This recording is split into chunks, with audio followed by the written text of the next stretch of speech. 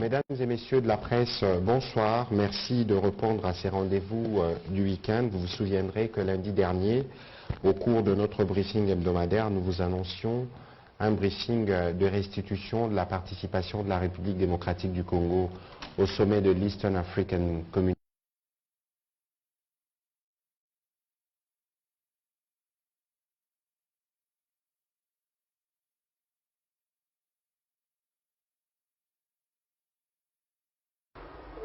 Bon, en l'occurrence, un neurologue. Docteur Ngaseki, merci. Merci beaucoup, madame. Voilà, c'est la fin de notre entretien qui a porté sur l'épilepsie, notamment sur la crise épileptique. 2027, fruit de coulisses des concertations diplomatiques avec le Burundi. Tout à l'heure, vous avez suivi, certains d'entre vous étaient à la cité des l'OUA, la passation du pouvoir entre le président de la République et le président gabonais, le président de la République qui a été consacré par la communauté économique des États de l'Afrique centrale, champion de l'éducation, de la santé et de la culture. Vous savez qu'il est déjà le champion africain de la masculinité positive. Au terme justement des assises d'Addis Abeba et du communiqué qui en était ressorti, il y a eu des réactions, notamment la réaction du gouvernement américain qui a une nouvelle fois demandé au Rwanda de cesser de faire la guerre en RDC, de cesser de soutenir le M23. Ce soir, nous avons le privilège de recevoir encore une fois de plus le vice-premier ministre, ministre des Affaires étrangères, qui est en partance pour Genève, parce qu'il y a la semaine prochaine, je pense, une session qui va porter notamment sur la situation en République démocratique du Congo. Il devra être de retour avant vendredi, parce que vous le savez, il y a l'arrivée du président français Emmanuel Macron, et donc nous ferons une économie du temps pour lui permettre de prendre son vol.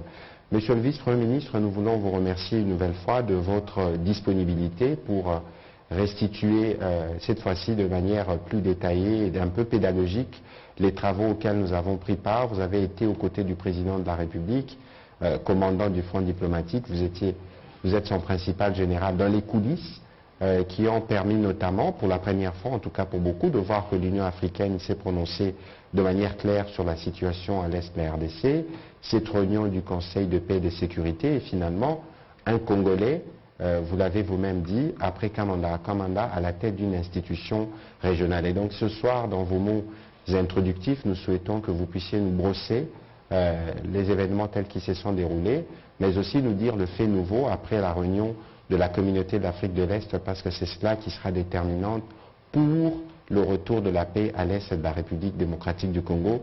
Monsieur le vice-premier ministre, vous avez la parole.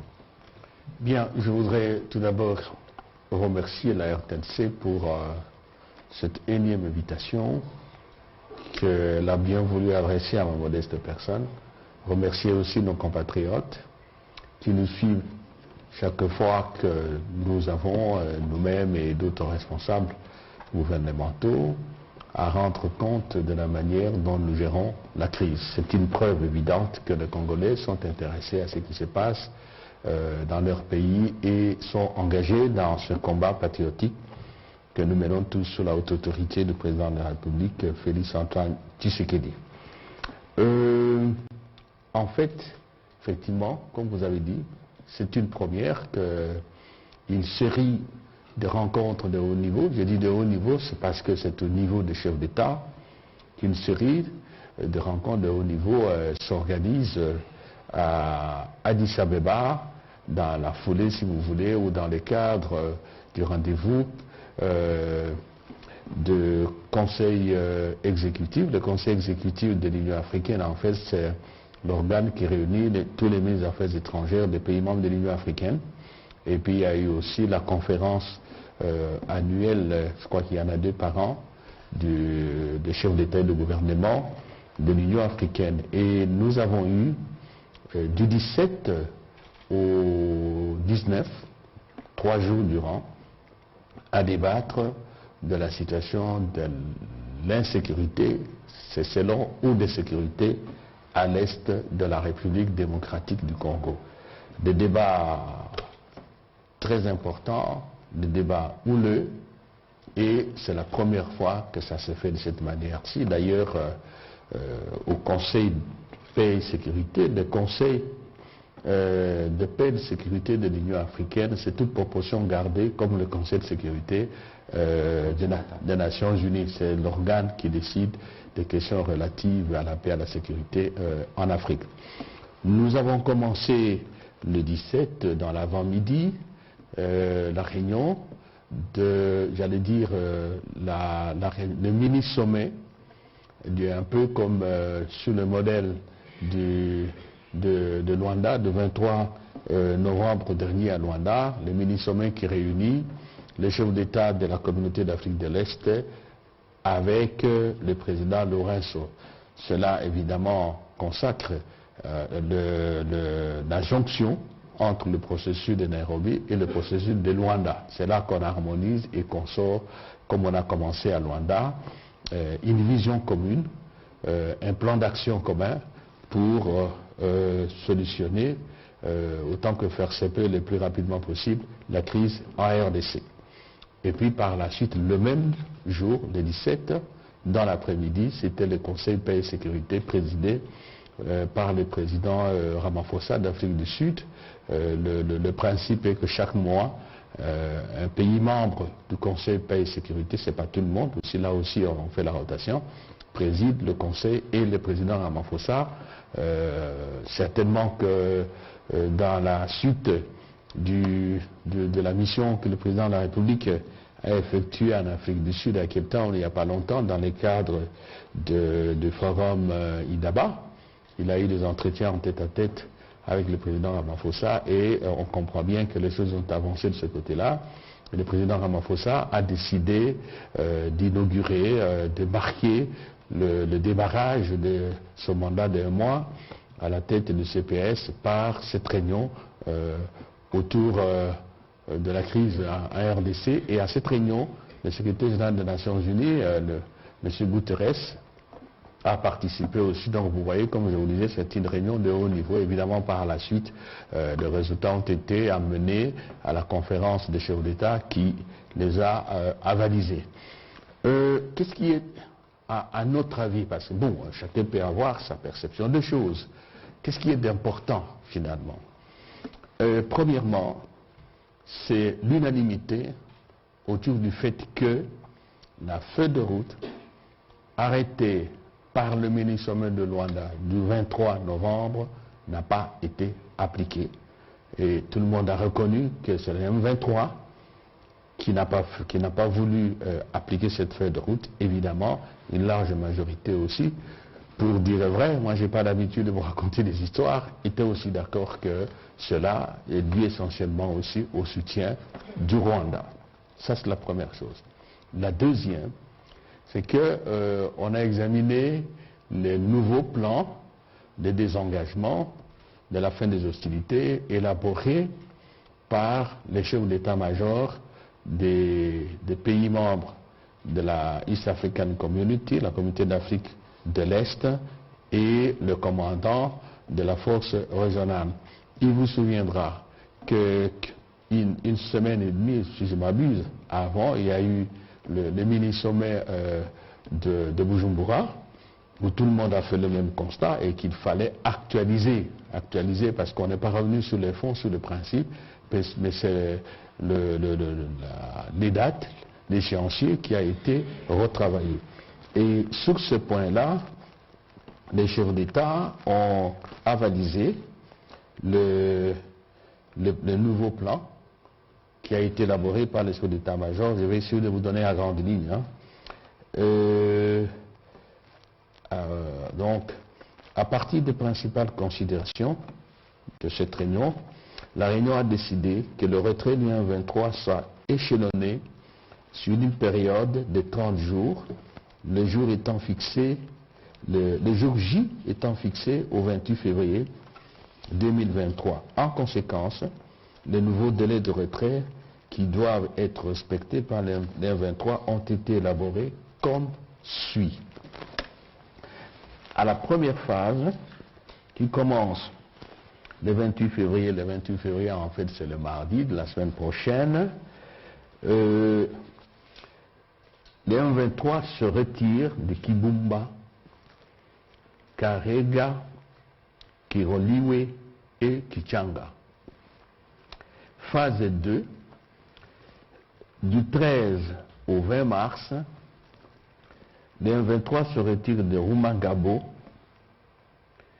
de Kishiche, de Bambo, de Kazaroho, Tongo et Mabenga. L'autre phase qui commence du 23 au 30 mars, les M23 se retirent de Rutshuru, Kiwanja et Bunagana. C'est ça la nouvelle programmation. Évidemment, après vont suivre maintenant les étapes de cantonnement, de désarmement et l'intégration en fait du M23 dans le processus de PDD-RCS, programme de démobilisation, désarmement, réinsertion communautaire. Réinsertion communautaire et sociale ou stabilisation. Bon, en fait, c'est un peu ça le programme parce que l'abréviation a un petit quelque chose qui nous échappe là. Et ça va continuer par la suite. Donc cela a été avalisé.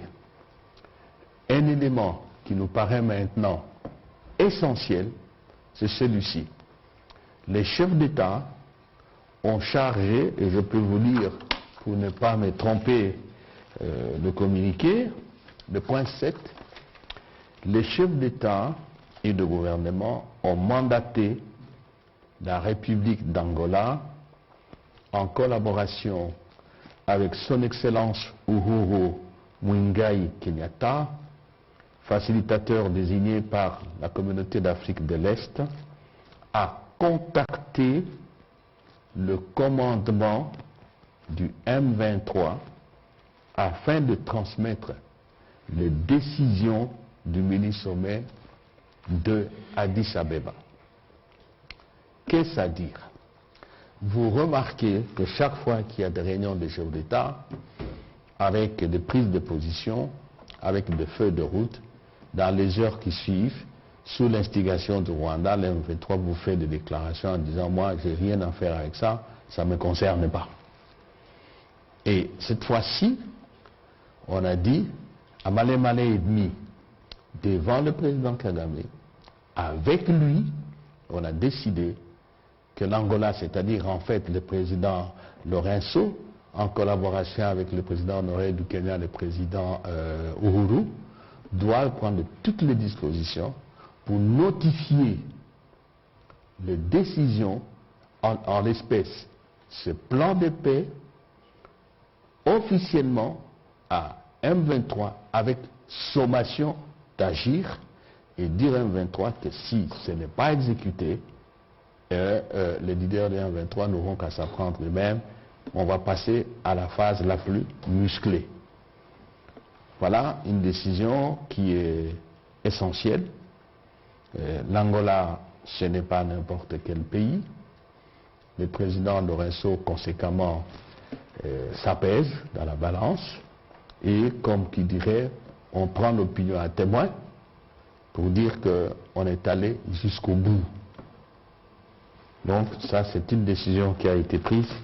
Et on a aussi pris une autre décision, le point 8, je vais vous la lire. La décision, les chefs d'État et de gouvernement se sont engagés à mettre en place, dans les plus brefs délais, un cadre de coordination, de mécanismes de suivi et d'évaluation de la mise en œuvre du cessez-le-feu et du désengagement retrait du M23 sous les auspices de son Excellence Évariste Ndayishimiye, président de la République du Burundi et président en exercice de la Communauté d'Afrique de l'Est.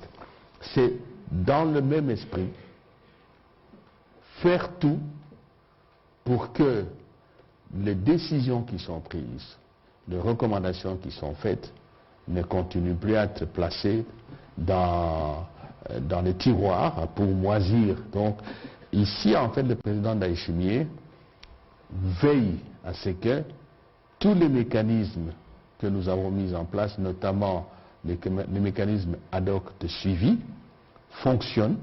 Il y a aussi les mécanismes élargis de suivi dans le cadre de la CIRGL, et pourquoi pas aussi faire en sorte que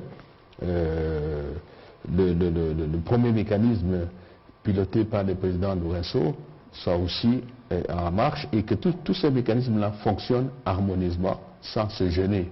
Donc vraiment, on a été conscient du fait qu'on ne va plus continuer à prendre des décisions qui restent lettres mortes. Là, c'est un peu comme si on vendait des illusions à l'opinion internationale, et pour nous, comme si on vendait des illusions à nos compatriotes. Donc ce dispositif a été mis en place aussi par les chefs d'État. Évidemment, notre président, le président Félix Antoine Tshisekedi Tshilombo, a été ferme. Il a fait comprendre que nous ne pouvons plus continuer à tourner en rond. Les Congolais sont prêts à assumer leurs responsabilités, et ils le font jusqu'au bout. Nous n'allons plus continuer en rond. Et nous avons une opinion nationale qui juge, qui a un mot à dire et qui fait des messages très clairs, comme j'aime le dire, comme de l'eau claire dans un verre clair. Et nous n'allons plus continuer à tourner en rond, je répète encore une fois, comprenne qui pourra. Ça a été dur, mais ça a été direct. Le ministre de la Communication a été présent. Il y a eu des étincelles, mais ce n'était pas des étincelles pour brûler, mais pour éclairer. En tout cas, les Congolais ont été très très bien représentés. Je suis sûr que si cela devait être vu en public, le président aurait reçu un tonnerre d'applaudissements. Oui, tout à fait. Donc voilà, en gros, pour le premier sommet. On a évidemment lancé un appel pour des contributions, surtout pour le déploiement des troupes de pays qui se sont engagés, les pays membres de l'EAC, pour que cela se fasse et que les troupes de l'EAC prennent de l'épaisseur. Bon, on reviendra sur les questions. Je sais qu'il y a des questions qu'on pourra poser, mais on y reviendra. Dans la soirée, on était à la réunion, comme je vous ai dit, du Conseil de paix et de sécurité de l'Union africaine sous la présidence du président Ramaphosa, avec la participation de M. Guterres, les sujets des Nations Unies et du président de l'Union africaine, M. Moussa Faki. Et dans son intervention, le président, je vous donne des idées maîtresses, a insisté sur le fait qu'il n'est pas admissible qu'un conflit oppose deux pays africains et que des Africains, le Congolais, subissent des tragédies dans leur chair, dans leurs biens, et qu'au niveau de l'Union africaine, on continue à caresser le Rwanda, à faire comme si de rien n'était, pendant qu'en ce moment, en Europe, précisément l'Union européenne et ses pays membres, les États-Unis, au Conseil de sécurité, les choses se clarifient, on a des positions simples et précises. On dit que le Rwanda doit cesser son soutien au M23, et que le M23, ça se retire. Je ne vous apprends rien, vous êtes des hommes de médias, vous suivez maintenant. Alors, le président dit, c'est pas normal que ce soit de l'autre côté, que ça tourne, ça gronde. Ici, à l'Union africaine, on fait comme si c'était à des millions de kilomètres de notre continent, et que l'État était là pour agir. Et c'est ainsi que ce que je viens de vous donner là, qui a été décidé dans l'avant-midi, dans le cadre du mini-sommet, j'allais dire EAC, et les médiateurs désignés par l'Union africaine, toutes ces recommandations ont été adoptées, et le Conseil paix et sécurité se les sont appropriées. M. Guterres a ajouté un peu du sel dans la sauce concernant le financement. Il a laissé entendre que la question sera aussi examinée au niveau des Nations Unies pour voir comment apporter un peu plus de moyens à la force régionale. Et lui aussi, de son côté, c'était un peu comme l'a dit en d'autres termes, sa sainteté, les saints-pères, François, quand il était venu ici, il a dit que non, c'est pas insupportable, ça doit se terminer, ce qui se passe au Congo, des personnes déplacées, des pillages de ressources, il n'a pas eu la langue dans sa poche. Donc ça s'est terminé en résumé. Et les mêmes conclusions, appropriées maintenant par le CPS, ont été amenées à la plénière de la conférence des chefs d'État et de gouvernement. Elles ont été adoptées pour l'essentiel, comme je viens de vous le dire. Donc là, en conclusion, c'est bien passé, le message est passé, et comme toujours, l'aîné du problème, c'est la mise en œuvre. Et c'est là, on en parlera dans l'échange, l'application de ce qui a été dit. Ce qui a été dit, qui correspond, je vous l'ai dit la fois dernière, grosso modo, au plan de paix qui a déjà été réalisé par un consensus de l'ensemble de la communauté internationale. Les lignes maîtresses sont les mêmes. Ah, il faut ajouter aussi qu'il y avait déjà au niveau du Conseil exécutif la question du choix du nouveau représentant de l'Afrique, ici centrale, parce qu'il y a des sièges qu'on donne à l'Afrique, et l'Afrique centrale a un quota. En 2016, comme membre non permanent du Conseil de sécurité des Nations Unies. Il y a eu une concertation entre notre chef de l'État et son frère homologue, le président Ndayishimiye du Burundi, et le Burundi, qui était aussi dans la compétition, a estimé que le pays le plus concerné par le problème de sécurité, c'est la RDC. Je reprends les paroles du président Ndayishimiye, qui est chez nous certainement, on lui dirait ce que je dis et je répète, il a dit non, le Congo doit être partout, on parle des questions de sécurité. Et le Burundi se retire en faveur de la RDC, et ça a été clos. Il y a eu une note verbale qui a été écrite par la suite, déposée à la commission. Donc cela s'est acquis, mais encore une fois, il n'a pas raconté des histoires aux compatriotes. C'est la phase finale, c'est en fait à l'Assemblée générale qu'on homologue tous ces choix qui viennent des régions. C'est déjà beaucoup qu'on ait, si vous voulez, terminer cette phase interne à l'Afrique centrale, mais nous avons encore à manager, à faire du lobbying pour que cette candidature d'ici 2016 passe. 26, merci beaucoup, c'est très sympa. De manière que finalement, je pense 35 ans après, la RDC se retrouve au Conseil de sécurité comme membre non permanent, je crois pendant une année, non, 2 ans je crois, c'est à peu près 2 ans. Donc voilà aussi un autre résultat, et je peux me permettre au nom du président de la République de remercier, et encore une fois, lui-même l'a fait d'ailleurs, son collègue, et moi aussi j'ai un collègue, le ministre des Affaires étrangères de Burundi, chacun à ce niveau, pour ces gestes de fraternité, cette compréhension que seuls des responsables politiques soucieux de voir l'Afrique, sinon entonner la même chanson, danser au même rythme, mais en tous les cas, entonner la même chanson, quitte à chacun de danser selon le rythme de chez lui. C'est un geste assez remarquable. Et enfin, il y a eu un autre combat, un troisième, qui n'est pas de moindre.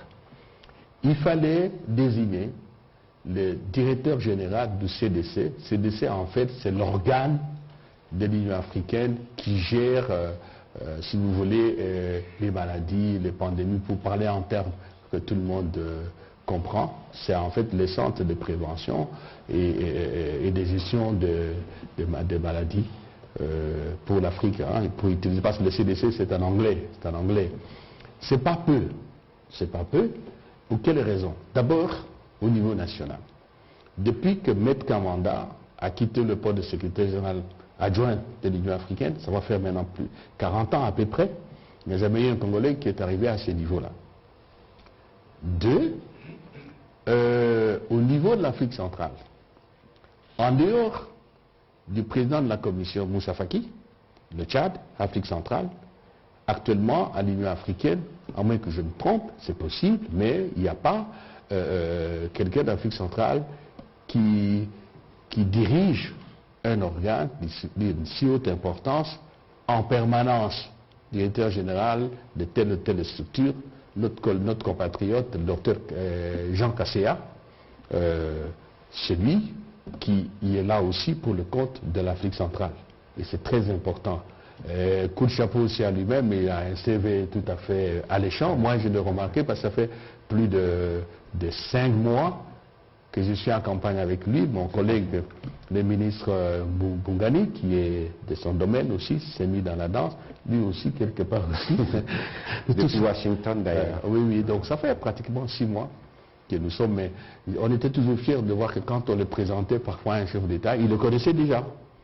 Je vis en Namibie, je le présente à ma collègue, la vice-première ministre des Affaires étrangères en Namibie. Quelques minutes après, il dit oui, c'est vrai, je le connais. Il a été ici responsable de l'UNICEF pendant un temps. Vous voyez, donc, quand le président l'a présenté au président du Ghana, ils ont parlé, oui, le docteur lui dit, voilà, tel programme qu'on a fait ici, c'était moi. Tel programme, c'était moi. L'autre dit, oui, oui, effectivement, ce programme, là, on a fait ici, parce que lui aussi, il est à la Fondation Clinton. Vous voyez, donc, nous avions un candidat qui pèse. Donc, nous avons obtenu la nomination, que dis-je, l'élection à l'unanimité par le comité ad hoc, Dr Kasseya, à ce poste-là, qui consacre notre retour, après d'ailleurs Madame Nadège, qui est directrice chargée de ressources humaines à l'Union africaine, et il y a encore un autre compatriote qui doit être dans le professeur Rémi Goy, qui est dans la commission de droits de l'homme. De droits de l'homme. Et aussi, on a fait élire le professeur Yvon Minga Chang, qui est membre de la commission, je crois, de droit international des Nations Unies. Donc, de ce côté-là aussi, on avance. J'en profite, si vous l'autorisez. Je vous en prie. Nous avons créé au ministère une structure qu'on appelle la cellule de placement des Congolais dans la fonction publique internationale. Je crois depuis un temps, vous voyez, nous commençons à publier les offres d'emploi dans le système international, dans la fonction publique internationale, avec le concours de nos ambassadeurs, particulièrement l'ambassadeur Ngandou, qui est notre ambassadeur en Éthiopie, notre représentant permanent auprès de l'Union africaine. Donc voilà, en quelques mots, le résultat de la participation du président de la République au dernier rendez-vous de l'Union africaine de la semaine dernière. Évidemment,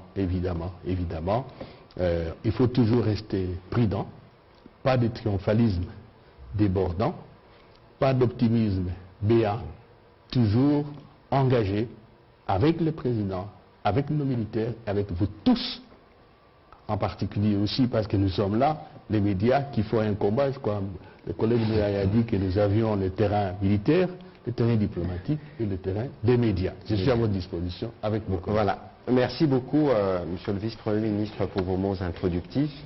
L'introduction a été assez longue pour résumer les différentes réunions. Et d'ailleurs, j'ai eu les privilèges de vous seconder dans certaines, parce que le président de la République a eu d'autres rencontres au-delà des sommets qui ont été présentés ici, notamment avec le secrétaire général Antonio Guterres ou encore le président de la Commission de l'Union européenne, M. Charles Michel. On va signaler aux téléspectateurs que le journal passera immédiatement après ces briefings. On va commencer la série des questions. Vous savez qu'il y a une contrainte, le vice-premier ministre a un vol, et donc faisons de notre mieux pour avoir des questions courtes et précises pour lui permettre d'apporter les détails sur les préoccupations qui sont les vôtres. On va commencer avec M. Pichu Mulumba.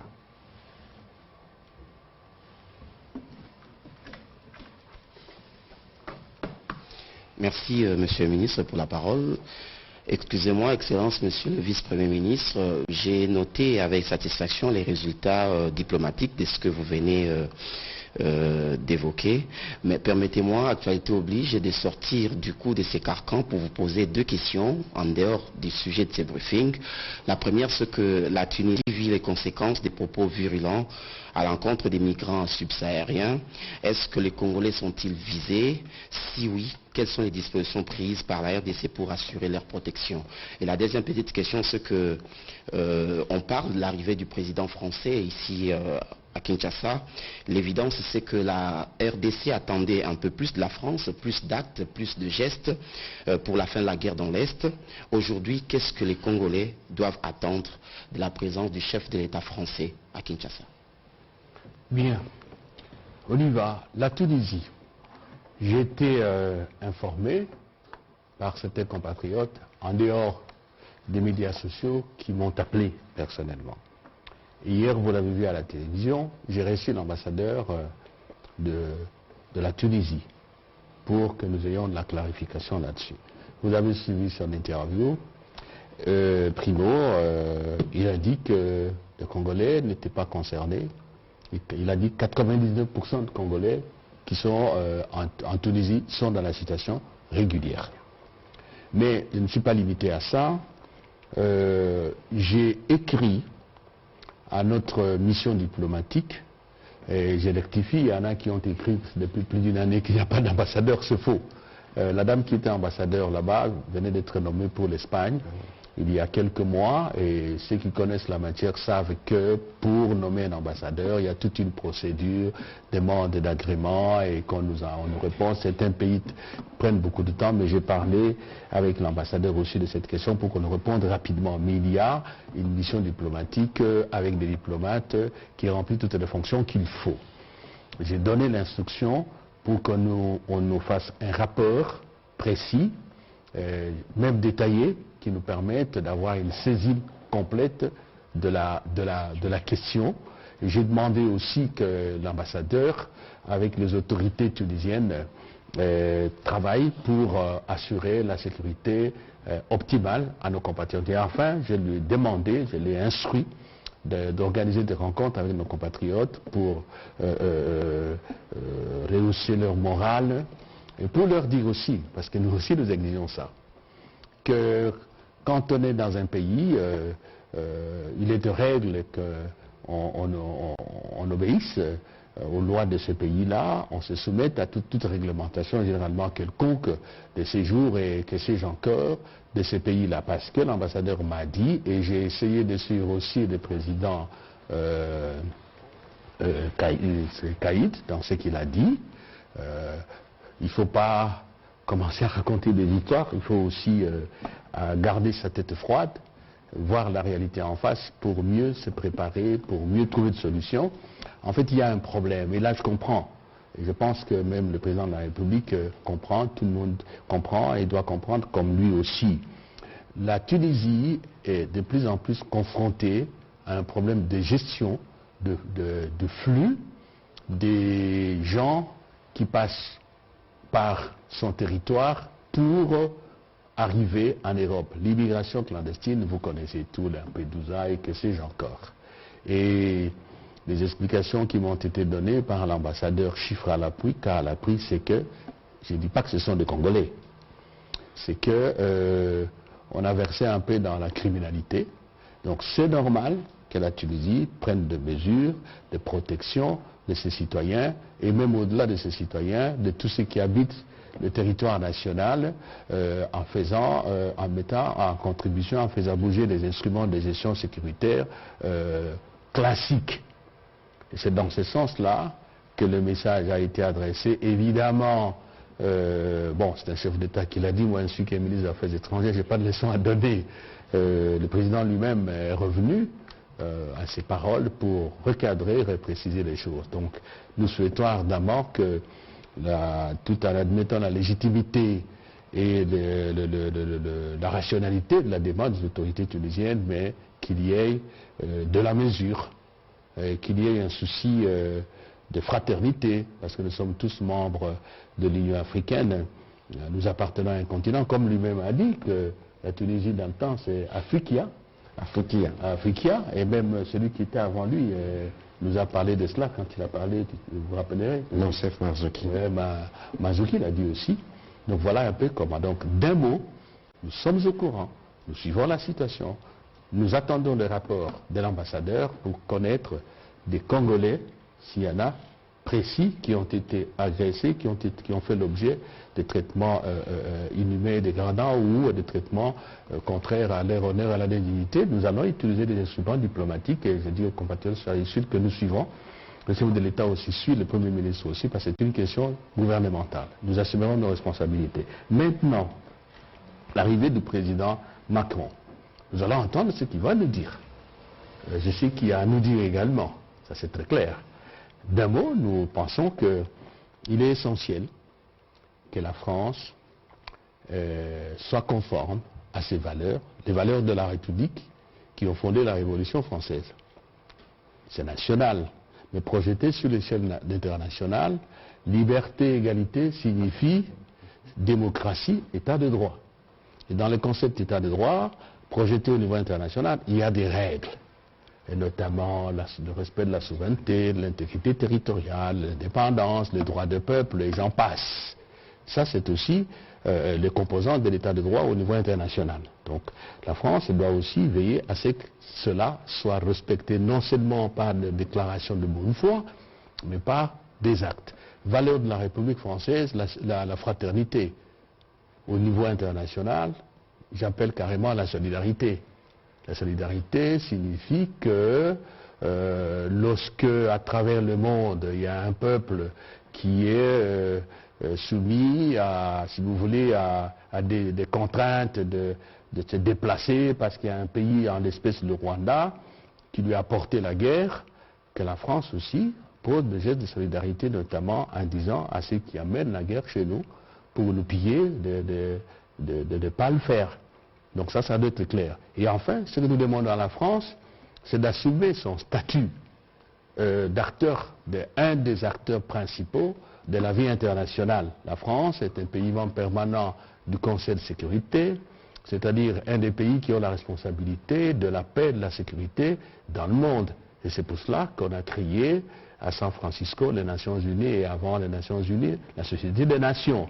Donc la France a des devoirs à ce niveau-là. Statut international, la France aussi a des partenariats, a de la coopération avec des pays, bien sûr, pour ses intérêts, mais dans la perspective de gagnant-gagnant. Nous sommes tous de la francophonie. Là aussi, il y a la déclaration de Bamako, il y a, je crois, Saint-Boniface aussi, une série de valeurs qui se trouvent dans ces instruments communs avec la France. Donc la France aussi doit se porter à la hauteur de ses responsabilités, parce que, dites-vous bien, ça ne me gêne pas, il n'y a pas de francophonie sans la France. Mais si la France est à côté des valeurs de la francophonie, ça ne vaut pas la peine. Comprenne qui pourra. Je vous remercie. Voilà, merci Monsieur le Vice-Premier ministre. Ce sera sûrement la sécurité, mais ce sera aussi d'autres questions d'intérêt commun, les climats, l'économie. Nous attendrons écouter le président français. Prochaine question, Madame Rachel Kitita.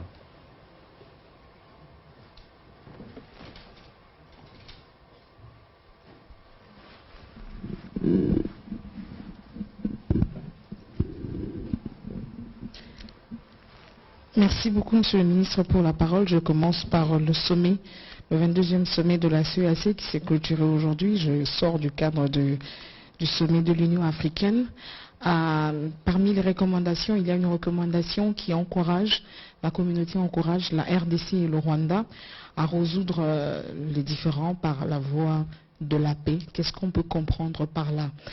Mais également, Monsieur le ministre, porte-parole du gouvernement, vous l'avez si bien fait de rappeler que le chef de l'État a été donc désigné champion de l'éducation, de la santé, mais également de la culture. Matériellement, comment cela va se manifester ou quel sera le travail qu'on attend du champion de l'éducation, de la santé, mais également de la culture?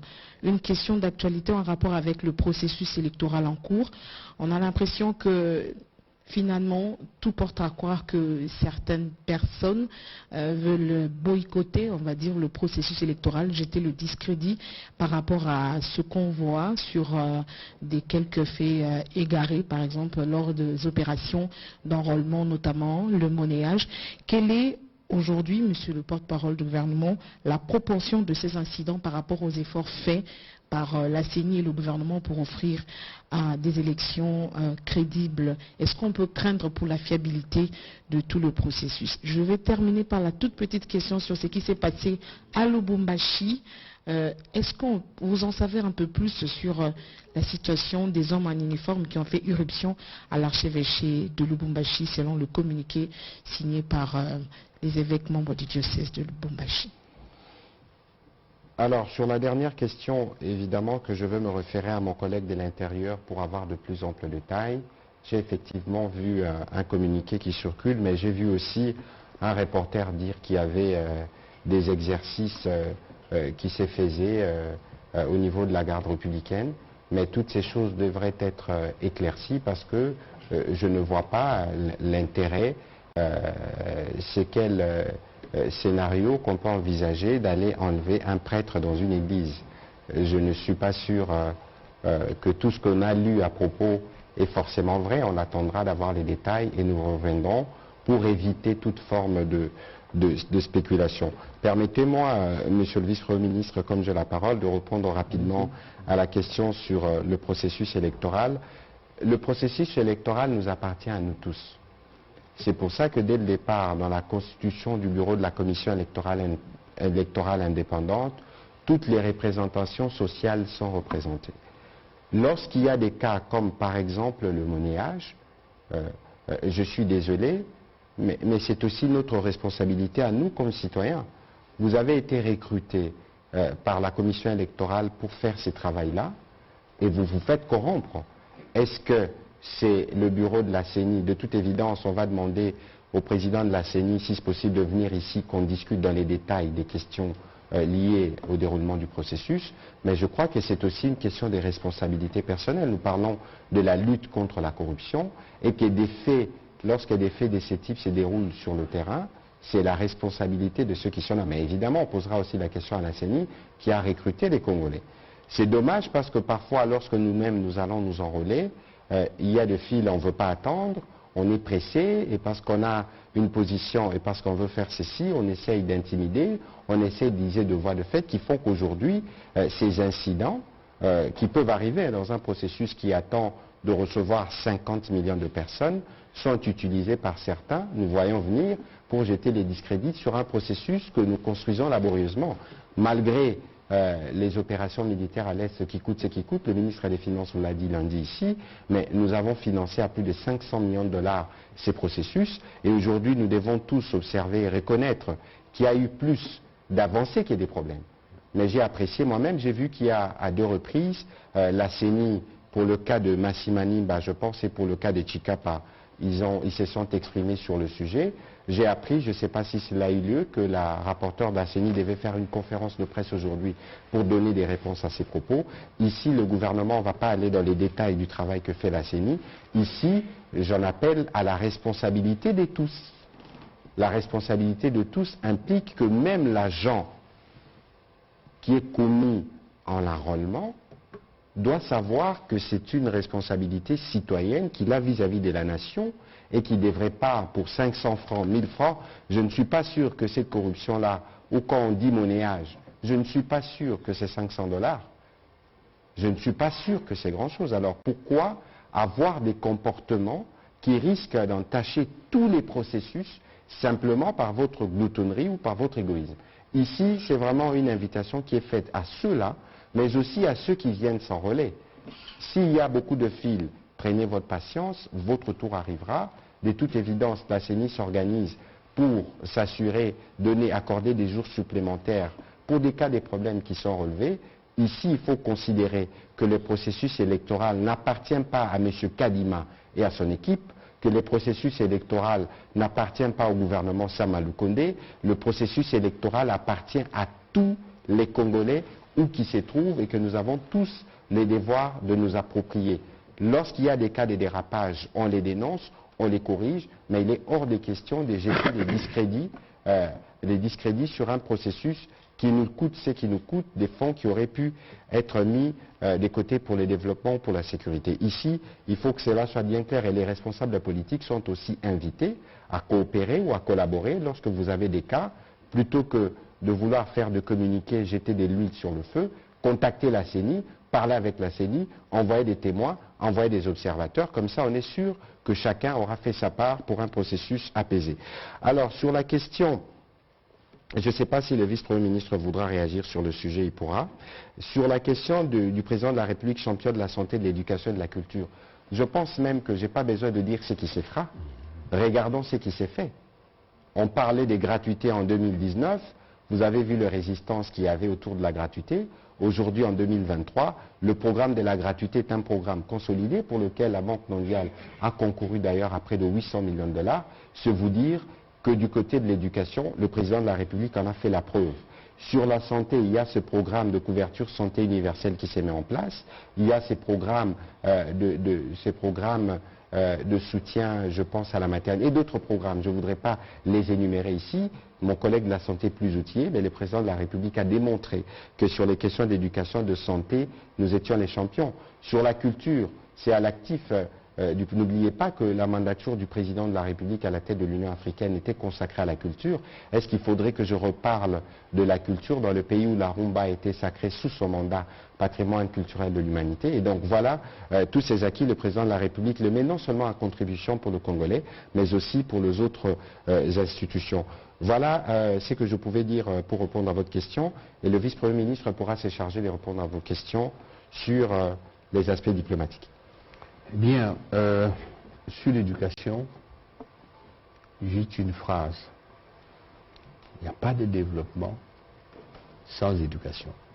L'éducation, c'est aussi la digue la plus puissante contre la dictature, contre l'arbitraire et contre tout simplement le bien-être de la population, parce que le premier bien-être se trouve dans nos têtes. Voilà. La CEAC, je sais qu'on ne pose pas de questions aux journalistes, ce sont eux qui posent des questions. C'est ça votre avantage. Hein. Est-ce que vous connaissez une institution internationale, une communauté des États et des nations qui envoient leurs membres à la guerre, à se battre? Ça n'existe pas. Parce que les institutions communautaires, ici ou ailleurs, sont créées justement pour humaniser les règlements de conflits.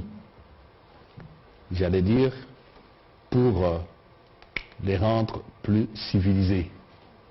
Et donc, ce que la CEAC a fait, c'est dans l'ordre normal des choses. Il reste à savoir maintenant, et c'est là le hic, que fera la CEAC pour que ça se règle de la manière la plus pacifique, dès lors qu'un des acteurs pense qu'il est hyper puissant, que les rapports de forces militaires sont en sa faveur. Et sur ce point-là, le ministre de la Communication se rappelle la phrase du président de la République à Addis Abeba, en face de notre, comment, je ne vais pas dire ennemi parce que ça devra se terminer un jour, notre agresseur. Il lui a dit, vous pensez que vous avez l'armée la plus forte au monde, mais le peuple congolais vaincra. Nous allons gagner. Nous allons gagner. Et c'est ça qu'il faut matérialiser. Et c'est ça aussi, par rapport à votre question, qui interpelle pas seulement la CEAC, mais la SADC, dont nous sommes membres, l'East African Community, Comité d'Afrique de l'Est, dont nous sommes membres, l'Union africaine, dont nous sommes membres, les Nations Unies, dont nous sommes membres, dont le Conseil de sécurité s'occupe de la question. Donc, c'est un appel normal qui devait se faire, mais je regarde du côté de la CEAC, j'interpelle, je dis, oui, ça va. Nous avons entendu l'appel, mais tel que nous connaissons celui qui est en face de nous, nous ne serons jamais naïfs, nous ne serons jamais faibles, nous devons nous consolider, parce que les latins nous ont dit, si vit pacem, para bellum. Donc, on dirait que la guerre est consubstantielle à la paix, quelque part, mais on n'aime jamais la guerre. Voilà, donc nous allons contribuer à la matérialisation de cet appel de notre part. Voilà. Voilà, on va prendre les 3 dernières questions parce que le vice-premier ministre va laisser tout. On prend Dani Songozo, Blaise Aïnda et ici au fond, allez-y. Comme ça, on prend les 3 dernières questions en série et nous allons terminer par là. Merci. Merci beaucoup. Ma question s'adresse au vice-premier ministre. Si j'ai bien entendu, le premier retrait du M23 est programmé au 28 février et que les chefs d'État avaient mandaté leurs collègues de l'Angola de pouvoir signifier au commandement du M23 déjà en ce qui concerne le cessez-le-feu. Est-ce que déjà le commandement du M23 est signifié? Les Congolais aimeraient savoir. Et cette question, c'est par rapport à ce qui se passe sur terrain. Parce qu'on a l'impression que les M23 continuent à se battre et chercher à occuper d'autres localités. Merci. Merci. Les Aïnda. Monsieur le vice-premier ministre, ministre des Affaires étrangères, c'est par rapport aux dernières déclarations faites en Kinyarwanda par James Kabarebe, un haut cadre de la sécurité au Rwanda, qui a évoqué tout simplement qu'il s'agissait d'une certaine manière d'être dans une opération de récupération de certaines terres qui appartiendraient au Rwanda, dont Rutshuru et Masisi, et qu'il faudrait que les Rwandais puissent rentrer dans ces droits d'une certaine manière. Le ministre de la Communication l'avait dit, sans avoir trop de précision, il avait dit que nous n'avons pas encore été saisis officiellement, mais il semble que le Rwanda préparait une certaine commission qui devrait revoir les frontières pour effectivement essayer de faire peser cette donne-là. Merci. Quelle est votre réaction en tant que ministre des Affaires étrangères? Merci. Cédric Beya pour le compte de dépêche.cd. Ma question c'est de savoir qu'est-ce que nous pouvons comprendre par les replis stratégiques. Est-ce vraiment pour éviter les bains de sang, comme l'ont toujours dit les FARDC? Et aussi, si jamais le chronogramme évoqué par les chefs de commandement de l'EAC, est-ce que cette fois-ci, nous allons assister à une offensive de cette force? Et si oui, pourquoi tout ce temps, cela n'a pas été fait? Merci. Merci. Monsieur le vice-premier ministre. Si j'oublie quelques détails, il faut toujours intervenir pour me rappeler. La signification, nous nous sommes réunis la semaine passée. Les responsables qui ont été désignés, l'Angola, l'ancien chef de l'État kényan, vous ne me direz pas qu'ils n'ont que ça à faire, peut-être c'est moins dire. Disons qu'ils se préparent pour que la signification soit réelle et efficace. Je suis convaincu que la semaine qui commence, cela devra se faire parce que le deadline pour le premier acte de retrait, c'est le 28. Le 28, en fait, c'est le mardi de la semaine prochaine. Donc, il peut y avoir certaines contraintes, parce que l'M23, c'est pas à une ville où on peut se rendre, à un lieu où on peut se rendre de n'importe quelle manière. D'abord, ce sont des terroristes, des rebelles, comprennent qui pourra. Ensuite, il faut que les choses soient faites, comme je l'ai dit encore sans me répéter, de manière sans équivoque. Donc, on ne doute pas de ce que ça se fera. Nous venons de quitter Addis Abeba il y a à peine, c'était dimanche qu'on a terminé, maintenant nous sommes aujourd'hui quel jour de samedi. Donc ça fait pratiquement 5-6 jours. Voilà.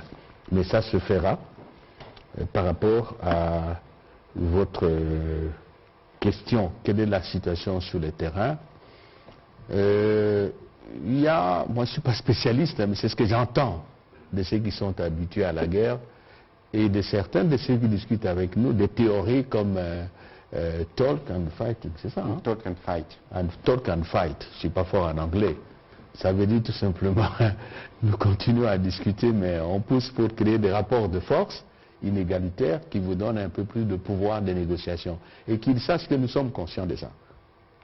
Nous le savons, nous pouvons appliquer aussi la même théorie. Surtout que nous avons, avec nos forces armées, l'obligation de sauvegarder l'indépendance nationale, l'intégrité territoriale de notre pays et la souveraineté de l'État congolais. Donc nous aussi, on le sait. Nous respectons nos engagements, je le répète, il ne faut pas qu'il y ait des équivoques, mais si on nous provoque, nous défendrons parce que c'est notre obligation constitutionnelle. Et je peux vous dire que, sans me lancer dans des déclarations intempestives ou illusoires, on verra quand même. Le dernier mot, on le dira. Et la question sous James Kabarebe, vous savez, quand vous dormez, hein, on ne vous empêche pas de rêver. Et même quand vous êtes debout là, vous pouvez rêver. Il est libre à chacun de rêver. Et moi, je le comprends. C'était militaire.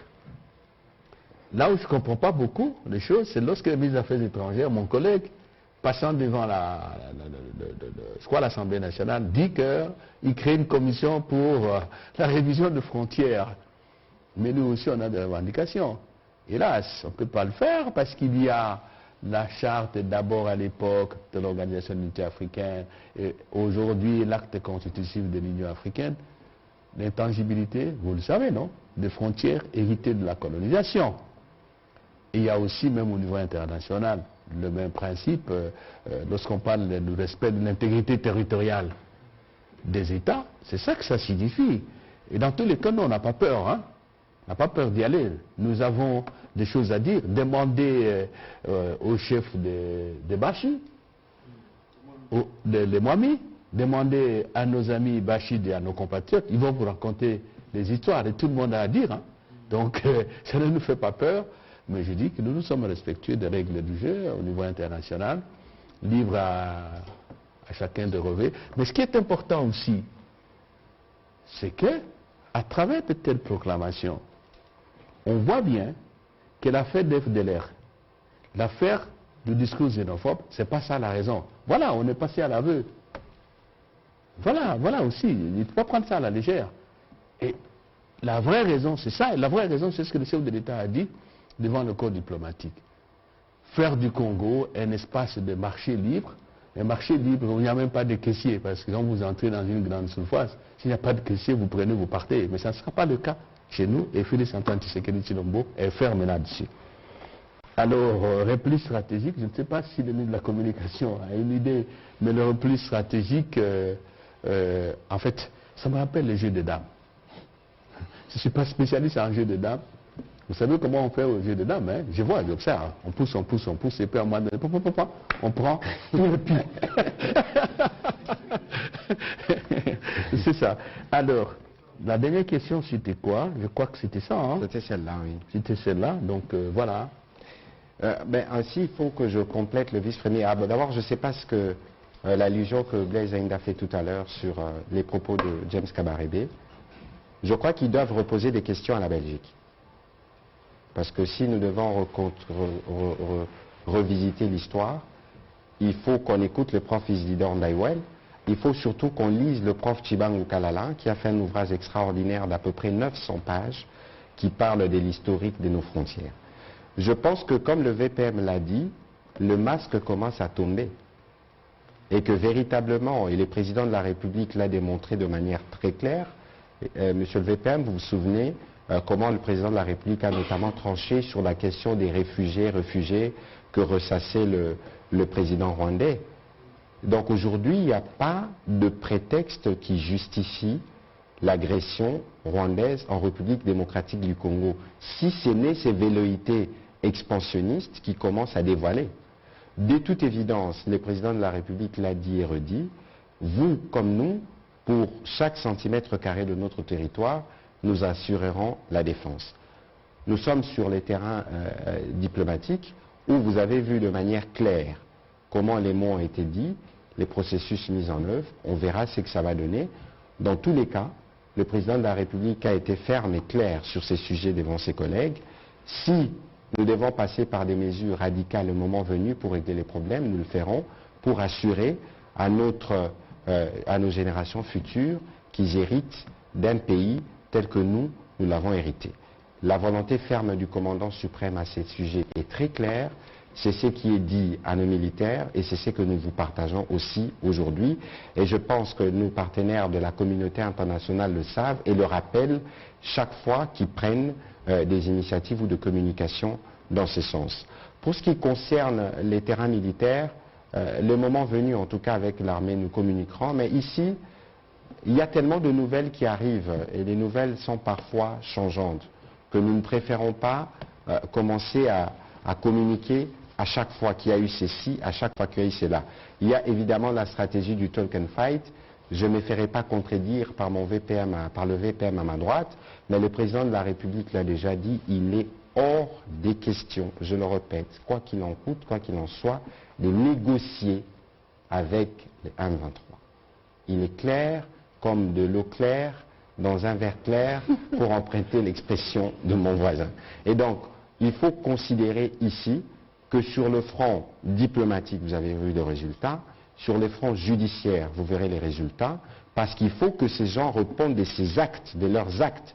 Ils sont pour la plupart sanctionnés, nous connaissons leur nom, on les a documentés, ils seront poursuivis parce que nos populations qui souffrent doivent vivre la réparation de tous les torts qui leur sont causés par ces terroristes. C'est connu. Sur les fronts économiques, le ministre des Finances vous a donné un aperçu, parce que tous ces réseaux-là, nous allons les traquer, nous allons les démanteler, parce que le président de la République, il a redit, la volonté ici, c'est de coopérer de manière transparente entre tous les pays limitrophes. Lorsque vous pensez mettre la main sur le Congo par la guerre, entendez-vous avoir une réplique à la mesure. Voilà, monsieur le vice-premier ministre, je ne sais pas si vous avez quelques mots pour conclure notre entretien de ce soir, mais sinon on va remercier nos amis de la presse qui se sont spontanément mobilisés, parce que ce n'est pas toujours évident, mais cette culture de redevabilité nous permet, monsieur le vice-premier ministre, de tenir les Congolais au courant de tout ce qui se passe sur le terrain, parce que lorsque vous n'avez pas la bonne information, il y a des tentations à suivre tout ce qui s'est dit sur les réseaux sociaux qui n'est pas forcément vrai, parce que la stratégie de l'autre, c'est aussi matin, midi et soir, la manipulation. Monsieur le vice-premier ministre, je ne vous fais pas une confidence, que cette vidéo sera vue et largement partagée, mais avec des propos travestis, parce que j'en ai vu de vos vidéos partagées par des officiels de l'autre côté, c'est dire que notre stratégie diplomatique et de communication donne des heures d'insomnie. Voilà, merci beaucoup. Alors, comme la fois dernière, Bendele, dites-le en Kipete là un peu s'il vous plaît. Kipete là. Drapeau Hadotoko. Hadoko qui ponjo. Jamais Bendele ya Congolais et Kokoya. Et rappelez-vous, Corneille dans le Cid, à vaincre sans péril, on triomphe sans gloire. Nous vaincrons avec le président Tshisekedi glorieusement. Je vous remercie. Merci beaucoup. Bonne soirée.